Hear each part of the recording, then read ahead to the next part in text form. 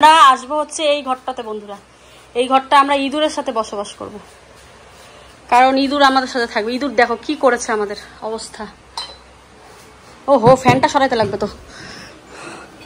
ওই খাট এদিকেই বোধহয় রাখতে হবে। দেখো তো এই জায়গাটা কেমন পাকা। বাবা, ঘরে দুইটা খাট থাকলে তো বাজে লাগবে দেখতে। হ্যাঁ,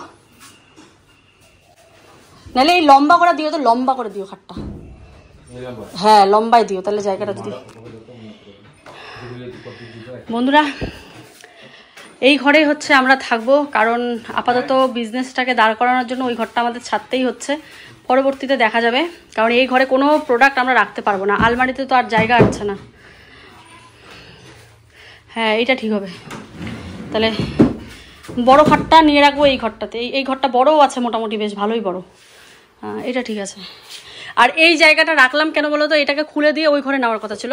যেহেতু আমাদের প্রমোশনাল ভিডিও থাকে, টিনের ঘরে প্রমোশনাল ভিডিওগুলো ভালো লাগবে না, তো আমরা এই জায়গাটা রেখেছি, প্রমোশন ভিডিও করা যাবে এই জায়গাটাতে ব্যাকগ্রাউন্ড হিসেবে। ঠিক আছে।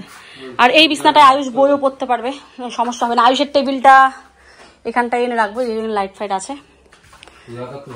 হ্যাঁ, ঝাঁপ দিতে হবে, কার্পেটটা ঠিক করতে হবে। এখানে লাইটটাও লাগাই দিবা। কতগুলো লাইট লাগে? লাগবে। ওটা এন্ডুর যে অর্ধেক খাইছে ওই জায়গাটা, নাইলে এই যে মিডলের লাইটটা এখানে লাগাই দিবা, আলো হবে। হ্যাঁ, তাই না? ফ্যান লাগাইতে লাগবে, একটা ছোট ফ্যান লাগাইতে লাগবে। ছোট না, বড় ফ্যানই লাগাইতে লাগবে। বড় ফ্যান। বন্ধুরা, প্রথমে একবার ভেবেছিলাম আয়ুষের ঘরটাতেই আমরা এই বড় খাটটা ঢুকিয়ে দেখি, তাহলে আয়ুষের ঘরটাতে আমরা থাকবো, আর হচ্ছে ওই পাশটাতে আমরা বিজনেস করব, মানে বিজনেসের রুম হিসেবে রাখবো। কিন্তু খাটটা ঢুকালে আয়ুষের ঘরটা আর জায়গাই থাকবে না, কারণ আয়ুষের ঘরটা একদমই ছোট। তোমরা ভিডিওতে অনেকটা হয়তো বড় দেখো, কিন্তু আয়ুষের ঘরটা একদমই ছোট। তো সেই জন্য খাটটা ওই ঘরে ঢোকানো যাবে না। কিন্তু দেখো, আমাদের কিন্তু এখন থাকার ঘর, আয়ুষের ঘরের বিছানাটা ফাঁকা করলে ওই ঘরটাতেও কিন্তু এখন থাকা যাবে আর কি। কি বলো তো, এই ঘরটাতে শুধু বড় বড় জিনিসগুলো এনে রাখছি, কারণ জিনিসগুলো তো আর ফেলে দিতে পারবো না বলো। ওই ঘরটাতে প্রোডাক্টগুলো রাখা হবে। আর হচ্ছে এই ঘরে এই যে মিনিমাম যে বড় বড় জিনিসগুলো আছে সেগুলো এনে একটু গুছিয়ে রাখবো। তো আর আমাদের থাকা নিয়ে কোনো সমস্যা হবে না, এই ঘরেও থাকতে পারবো বা আয়ুষের ঘরেও থাকতে পারবো, থাকা নিয়ে সমস্যা হবে না। তো চলো বন্ধুরা, পুরো ঘরটাকে ঝাড় দিয়ে নিচ্ছি। এই ঘরটা যদি আমি আমার মনের মতো করে সাজাই, তবে বুঝতে পারবে ঘরের ভেতরে ঢুকলে ঘরটা কত সুন্দর। তবে হ্যাঁ, ঘরটার একটা জানালা কাটতে হবে। আমার কাকা শ্বশুরকে দিয়ে এই ঘরটার একটা জানালা কেটে নেব, তাহলে ঘরের মধ্যে হাওয়াও ঢুকবে আর গরম লাগবে না। গেল বোধহয় কাজ।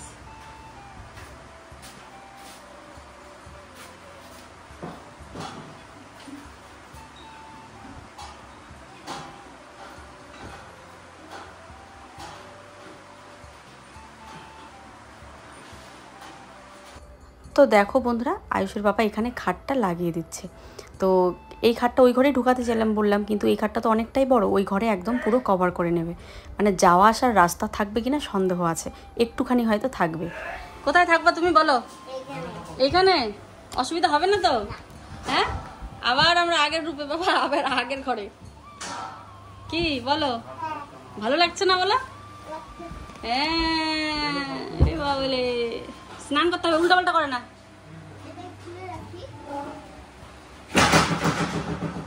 এই টেবিলটা এটা আগের মায়ের, এটা শাশুড়ি মায়ের টেবিল, এটাকে রান্নাঘরে নেবো। এখানে রান্নাঘরটা আমাদের আছে, মাটির রান্নাঘরটা। এই জায়গাটাতে ড্রেসিং টেবিলটা বসাবো আর কি। আর আলমারিটাকে একটু সাইড করে দেওয়া হলো, ওই জায়গাতে খাটটা বসে গেছে। তারপর দেখি কোনটা কোন জায়গাতে বসাই, এখনো সেরকমভাবে ঠিক হয়নি। যে দুপুরি রোদ উঠেছে দেখো তো, খুব বাজে। এই যে ড্রেসিং টেবিলটা আমার ভাঙাচোরা ড্রেসিং টেবিল, এটাকে অনেকে চেঞ্জ করতে বলে, অনেকে বলে ঘৃণা লাগে বলে ড্রেসিং টেবিল দেখলে। সেটাই।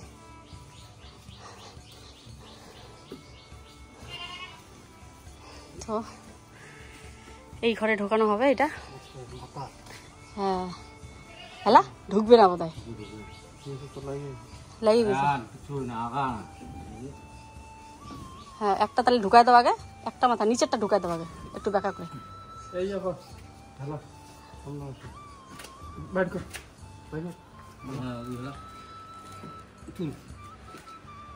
ধরবো?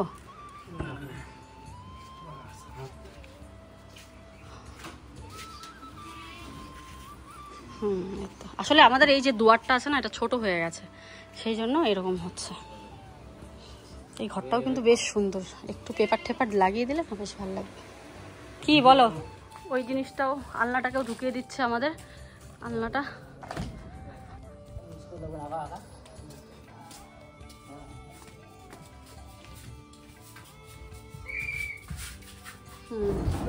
এই আস্তে আস্তে আস্তে এই যে লাগছে মাথায়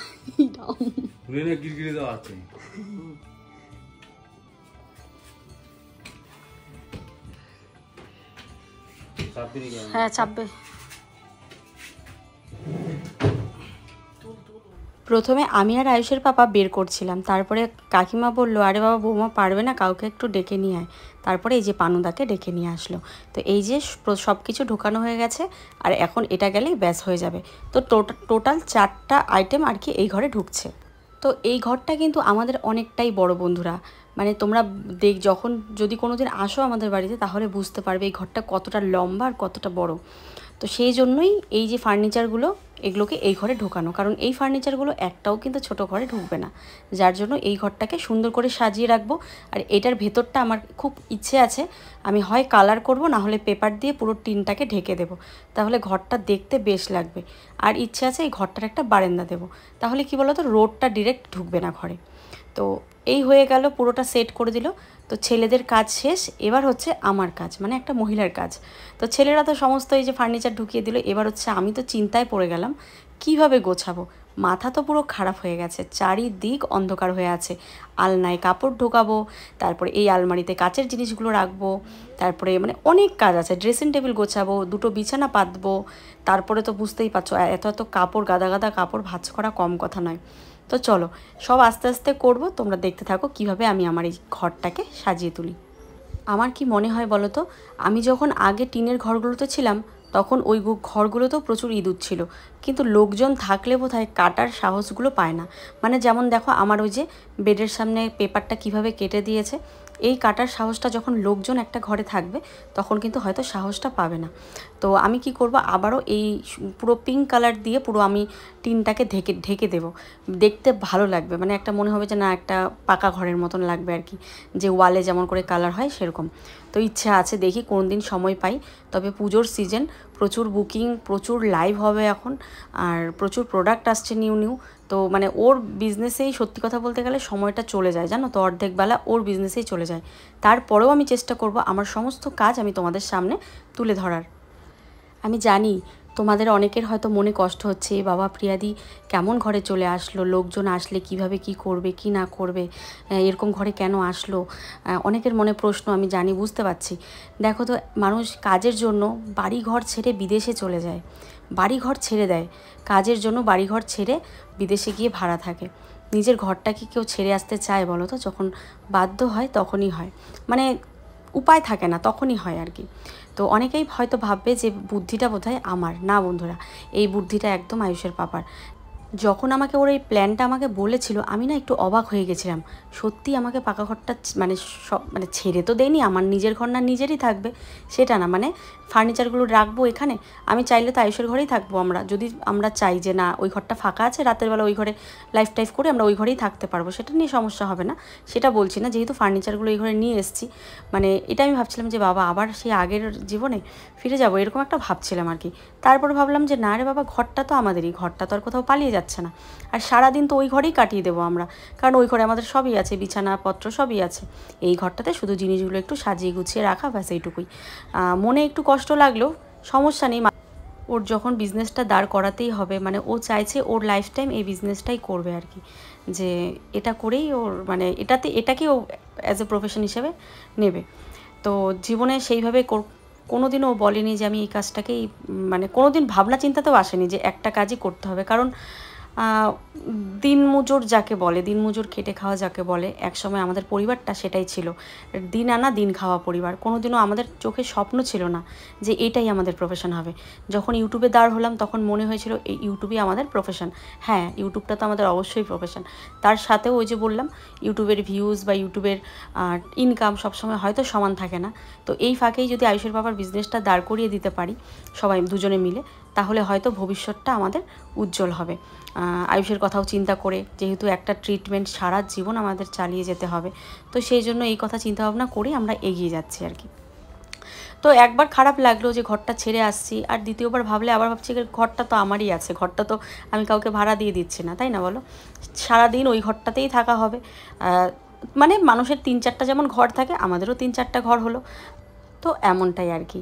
তো কেউ কষ্ট পেও না মনে, আমরা ভালো আছি, আমরা ভালো থাকবো, আর আমাদের বেশ ভালোও লাগে জানো তো এইসব ঘরে থাকতে বা এইসব ঘরে চলাফেরা করতে, এগুলো আমাদের অভ্যেস আছে। মোটামুটি আমাদের আলনাটা গোছানি হয়েছে, দেখতে পাচ্ছ এই যে অনেক কষ্ট করে গোছালাম। এবার এটাকে গোছাবো, পুরো অগোছালো হয়ে আছে, এখন এটাকে গোছাবো বসে বসে। কোনো একজন কমেন্ট করেছে যে যেই সংসারে মহিলার বুদ্ধি থাকবে সেই সংসারটা অধপতনে যাবে। না গো, যেই সংসারে মহিলার বুদ্ধি নিয়ে চলবে সেই সংসার কখনো অধপতনে যাবে না। আমি নিজের চোখে দেখেছি যে সংসারে মহিলার বুদ্ধি চলে না, তারা সত্যিই অধপতনে যায়।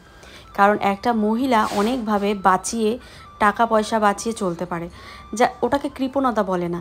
যেমন ধরো বর যদি বেশি শৌখিনদার হয়, এটা কেনে সেটা কেনে বাজে খরচা করে, একটা বউ তার বুদ্ধি করে যে না এটা খরচা করা যাবে না, সেটা করা যাবে না, সংসারে কতটুকু কোন পরিমাণে কি লাগবে একটা বউই বলতে পারবে, পুরুষরা বলতে পারবে না। আর একটা বউরাই পারবে সংসারটাকে সুন্দর করে গুছিয়ে তুলতে। কথায় আছে না, সংসার সুখী হয় নাকি রমণীর গুণে, একদম সেটাই। তো একটা সংসারে চলতে গেলে বউয়ের যদি কথা মতো না চলা যায় তাহলে কিন্তু কোনোদিনও সম্ভব নয়। হ্যাঁ, অবশ্যই বউ স্বামী উভয়ের কথাই শুনে চলতে হবে, তবে হ্যাঁ বেশিরভাগটাই কিন্তু একটা বউ, কারণ সেই বউটা অনেক কষ্ট করে একটা সংসার গড়ে তোলে, সাজিয়ে গুছিয়ে তোলার চেষ্টা করে, যাতে করে সংসারে ঋণ ধার না হয়, যাতে করে সংসারটাতে কোনো রকম চাপ না থাকে। কতভাবে মানে কি বলবো তোমাদেরকে, নিজের চোখে দেখা। যদি বউয়ের কথা শুনে না চলে, সত্যি সেই পুরুষ অনেক ঋণে ধারে জর্জরিত হয়ে পড়ে, যদি সেই পুরুষ শৌখিনদার বেশি হয়। অনেক পুরুষ মানুষ আছে বাজে খরচ, নেশা ভান এসব কিন্তু করে আর কি, কিন্তু বউরা সেটা অনেকভাবে ঝগড়াঝাটি হয়েও সেটাকে যাতে না হয় সেটা চেষ্টা করে থাকে, যাতে সংসারটাতে কোনো রকম অশান্তি না হয়।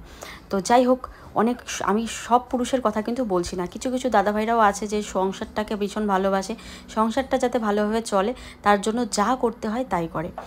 তবে হ্যাঁ, বেশিরভাগ সংসারেই আমাদের মহিলাদের যদি বুদ্ধি না থাকে তবে সেই সংসারটা একদম রসাতলে যাবে। কারণ ওই যে কথায় সংসার সুখী হয় নাকি রমণীর গুণে। তো যাই হোক, আজকে এই কথাটা জানি না কেন বললাম, কমেন্টটা এসেছিলো যে আমার বুদ্ধি শুনে সংসারটা নাকি রসাতলে যাচ্ছে।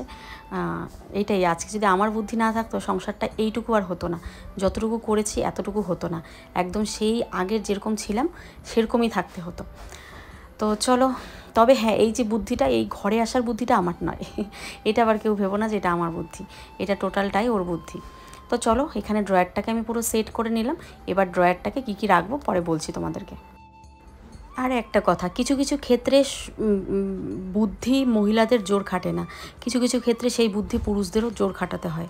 কারণ অনেক বুদ্ধি এরকম আছে যেটা মহিলারা দিতে পারবে না, সেই বুদ্ধিটা পুরুষরা দিতে পারবে।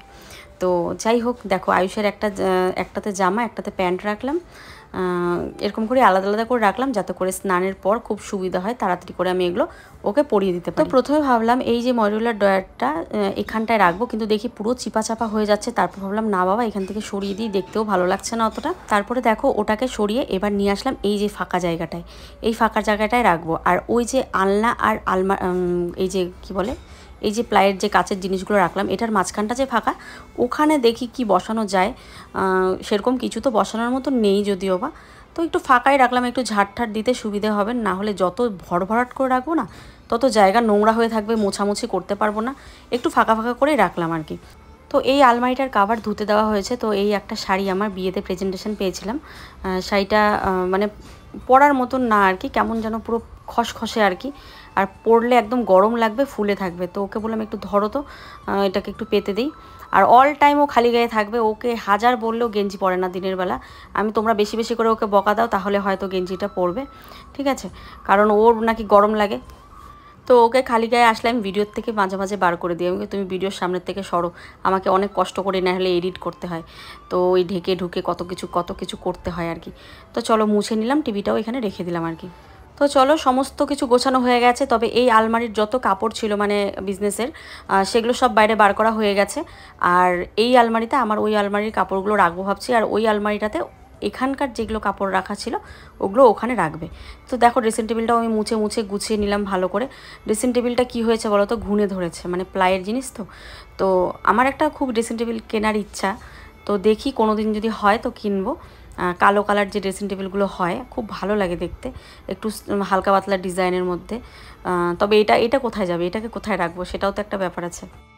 আর এই ড্রেসিং টেবিলটা আমার বিয়ের সময় আমার বাবার যে বন্ধুরা আছে আসামের, তারা মিলে দিয়েছিল। তো অনেকেই বলেছে আমি নাকি মন্দিরাদির ফটো ছিঁড়ে ফেলে দিয়েছিলাম, কিন্তু কোথায় গো, এর তো ফ্রেমে তো আছে এখনও। তো যাই হোক, একটু দেখে কমেন্ট করো, ভালো লাগবে।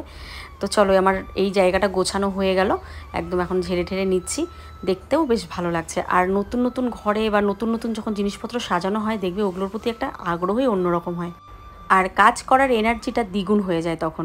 তো যাই হোক, কাজ করতে করতে আজ কিন্তু একদম রাত্রি হয়ে গেছে। আজ আমার ঠাকুর এখনও উপোস আছে, যত রাত্রিই হোক না কেন ঠাকুরকে খাবার দাবার দিয়ে তবেই আসবো লাইভে। তো আজকে তো আবার লাইভ ছিল, তো তাড়াতাড়ি কাজবাজ করে, মানে এখন প্রায় বাজে 6:45 মতন। তো আজকে আর ঘরটা মোছা হবে না, আর এই ঘরের নোংরাগুলো আমি আর বাইরে ফেলবো না, দরজার চিপায় রেখে দেবো, কাল সকালে উঠে মুছে নেব। তো চলো বন্ধুরা, রাতে আর কিছুটা শেয়ার করলাম না, দেখো পরের দিন তোমাদের সাথে শেয়ার করছি ঘরটা গোছানোর পর ঠিক কীরকম লাগছে। এই পাশে বিছানাটা রেখেছি, তারপরে আলমারি আছে, তো পুরো লম্বালম্বিভাবে তোমাদের দেখাচ্ছি এখন। তো ওই পাশটাতে আলনা রেখেছি, তারপরে এই যে যেরকমটা দেখতে পাচ্ছ তোমরা সেরকমই আছে, একটা বিছানা আছে, ব্যাস একদম ছিমছাম একটা সুন্দর ঘর হয়ে গেছে। তবে এখন যদি টিনগুলো একটু কালার বা পেপার লাগিয়ে দিই তাহলে দেখতে আরও ভালো লাগবে।